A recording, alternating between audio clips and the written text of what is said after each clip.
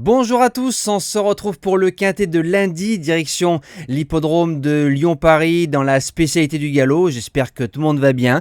Alors c'est un quintet qui va se disputer en Réunion 1, course 1, départ 13h55, un terrain très souple, annoncé 3-8 par France Gallo, 16 partants, 2000 mètres. Attention à Lyon-Paris, faut pas trop jouer les attentistes parce que c'est pas facile de revenir de l'arrière. On va d'abord retrouver les résultats donc de hier jeudi dans le quintet à Longchamp. On est premier, deuxième, cinquième.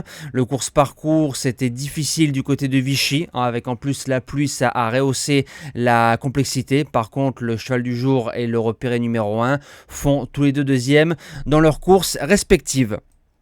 Donc nous c'est parti, merci au like, merci aux commentaires comme chaque jour pour donner de la force. Alors c'est parti, en base gagnante, je mets le numéro 10 Thunder Speed. Le cheval resté sur 2 victoires avant sa 5e place pour son retour dans les quintets plus. Course école, on a fini en avançant et c'était plutôt pas mal. C'est un galopeur qui peut se monter près de la tête. Il a fait deuxième l'année dernière de cette course-là en 42 valeurs. Il est en 37,5. Si on vient avec des ambitions, je pense qu'il peut s'imposer dans cette épreuve. La deuxième base, le numéro 13 Lorenzo de Medici, bonne rentrée, 4e de quintet plus, bonne ligne, donc il n'y a que le contre-coup de la deuxième course après une bonne rentrée que je crains. Et rappelez-vous ce que je vous ai dit en fin de saison l'année dernière, c'est un cheval qui va gagner quintet cette saison.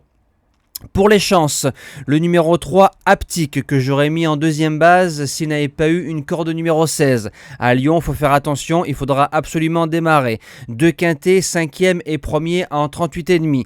Placé de Listed, ici même sur 2400 mètres. Nous revient en 40,5. En le démarrant un tout petit peu, il peut finir dans les 5.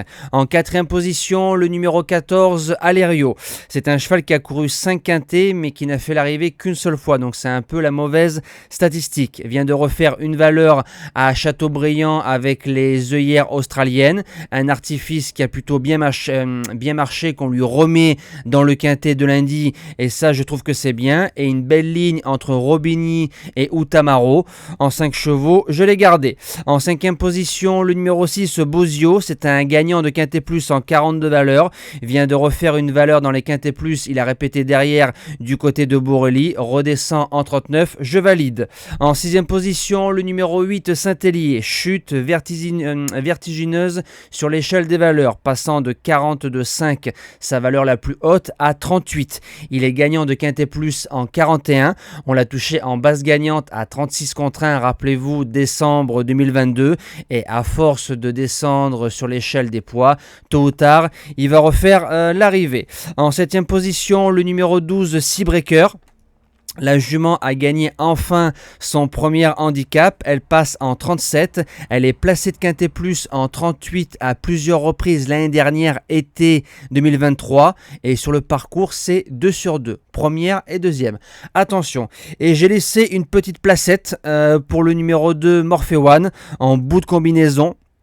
On l'a touché en base gagnante récemment, il a gagné bien plus facilement qu'il n'y paraît. On a juste mis une tête au poteau pour dire on a gagné. Il passe en 41 et j'ai pas la sensation que le lot soit plus fort que celui de Paris-Longchamp. Avec Michael Barzalona, pourquoi pas gratter une place de 4-5, c'est possible au vu de sa forme. Moi je vous dis à demain pour le quintet d'Auteuil, passez une belle semaine et merci à tous.